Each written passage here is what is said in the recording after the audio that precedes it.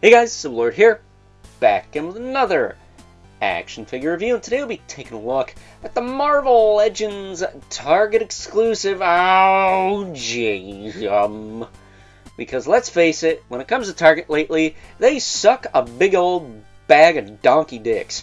Because this is the X-Men, Uncanny X-Men, whatever you want to call it, retro card, retro series, again, whatever you want to call it.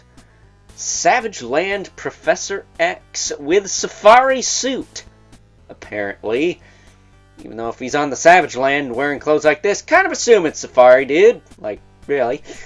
That said, this course brought to us by the fine folks over at Hasbro. And to their credit, this figure is way easier to find. Like, way easier to find. There's like several of these at my local Target on sale for like 19 bucks now. So, you know, I guess there was never a lot of hype for this guy until maybe they revealed that Comic-Con 3-pack with Shanana, Sauron, and Savage Land Rogue. But I gotta be honest with you, the Savage Land characters outside of the Savage Land OGs, like Shanana and Kazar and Zabu and Sauron, or the Pterodactyl Ghost from Scooby-Doo, if you're a nerd like that. Other than those characters, and, you know, the other ones, like there's a kid, I think that's Shanana and Kazar's daughter, and then there's like a Creature of the Black Lagoon looking mother trucker. Like, I like those characters, but, you know, X-Men cosplaying as Savage Land characters, don't really care for that. So, you know, if anyone wants a Savage Land Rogue, if I manage to get that 3-pack, knock on wood I do, I will trade it for 2 Warbirds. Not backing down from that offer, because I know that stupid Savage Land Rogue will probably go for a lot of money, even though she looks like she got hit in the face with an ugly stick. So, with that being said, I actually picked this up from my good buddy Evil Villain. I'll be sending him a box out, hopefully within the next month or so. That all depends on if I keep getting stuff to put in it, because I don't want a bunch of loose things hanging around, you know? My room is not a storage unit for other people's. And unfortunately, it's kind of turned into that. So that needs to, I don't know, get itself straightened out, situated, whatever. But before I get too far ahead of ourselves, we're going to cut right to the chase and get into the meat and taters of this review. Take a look-see at all the Prof has to offer in terms of accessories. We got a pair of trigger hands. No guns, but he's got grip hands. 4 guns, with the appropriate hinges for guns. He's got this whooshy finger hold hand. I don't know what this is. The double pointy finger. Alrighty. And then we got his helmet there, which the name of it just escaped me. But it's his helmet. It's pretty cool.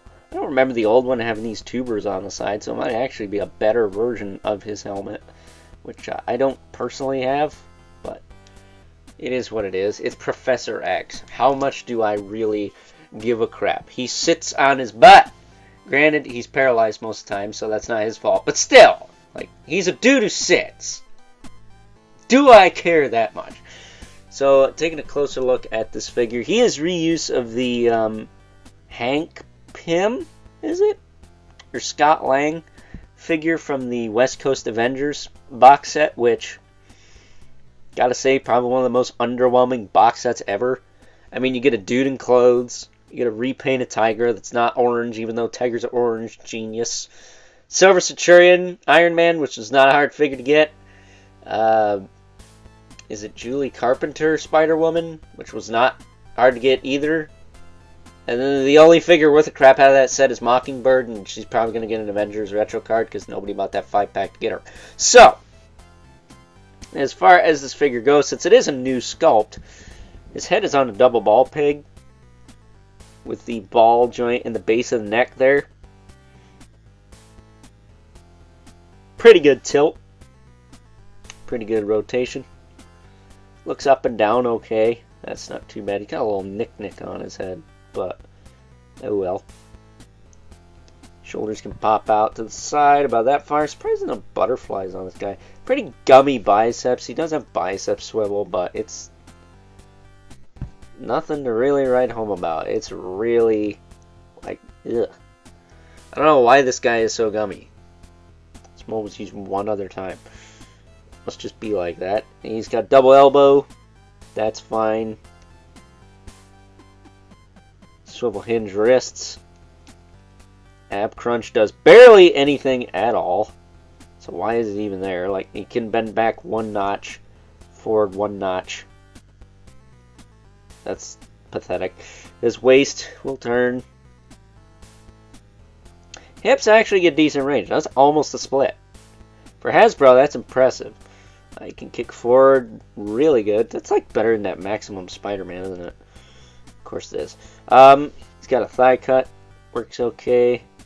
Double knee, which is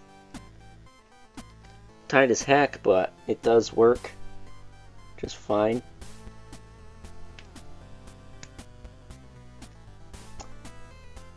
He's got a boot cut that is also kind of gummy.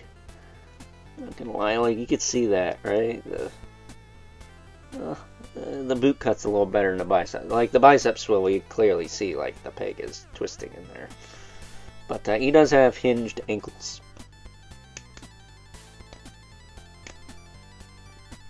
With a rocker. And peg holes at the bottom of the feet. So, you know, it's the prof. It's...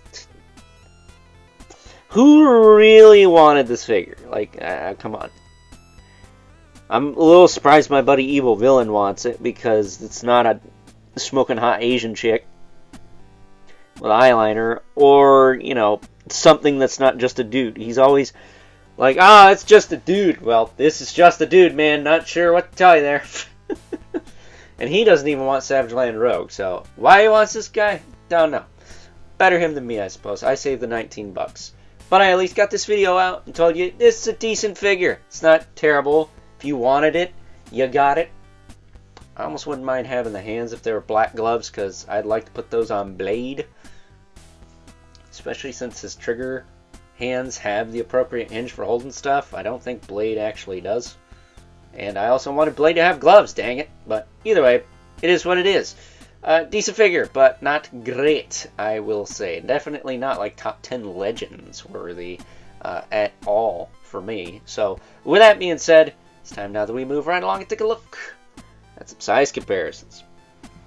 First up, and since we don't have a lot of Savage Land characters other than Kazar, and of course Zabu and the old Sauron Build-A-Figure, I just pulled out a Shriek body and a Vulcan body in the Nemesis Build-A-Figure Wave Husk, and is this X-Factor Cyclops? I do believe it is. Which, side note, X-Factor Cyclops, much like Professor X here, was available on the retro card at one point, I believe in the blue and white suit. But I was just curious how the prof scaled alongside two of the more common body molds in the Marvel Legends line nowadays. Of course, if this was a few years ago, these would both have pins, and Husk would probably have a heck of a time standing, but getting them out of the way, I'd say he scales quite nicely with them. I think it's appropriate.